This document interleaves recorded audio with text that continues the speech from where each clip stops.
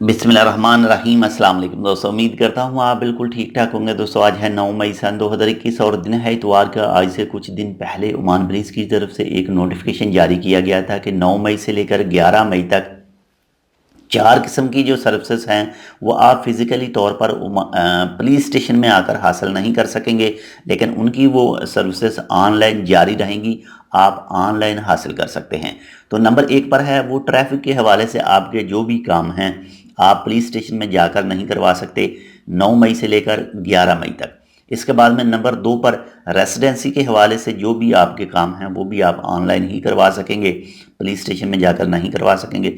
Number 3 पर passport के हवाले से जो भी उमानियों वगैरह के काम हैं वो भी पुलिस स्टेशन में जाकर नहीं करवा सकेंगे। इसके बाद में सिविल स्टेटस के हवाले से शादीशुदा हैं, गैर शादीशुदा, तलाक वगैरह ये सब चीज़ें जो सिविल स्टेटस है इसके हवाले से जो भी काम हैं वो भी 9 मई से लेकर 11 मई तक फ़िज़िकली तौर पर पुलिस स्टेशन में जाकर नहीं करवा सकेंगे, ऑनलाइन आप करवा सकेंगे। इसके अलावा जो पुलिस का अपना काम है वो 24 घंटे जारी है और उसमें रुकावट नहीं है, वो अपने रूटीन पर काम करती रहेंगी। लेकिन ये 4 चीज़ें आप पुलिस स्टेशन में जाकर नहीं करवा सकेंगे। बाकी इसके हवाले से जैसे ही कोई मज़ीद अपडेट आएगी वो भी आपके साथ शेयर करेंगे।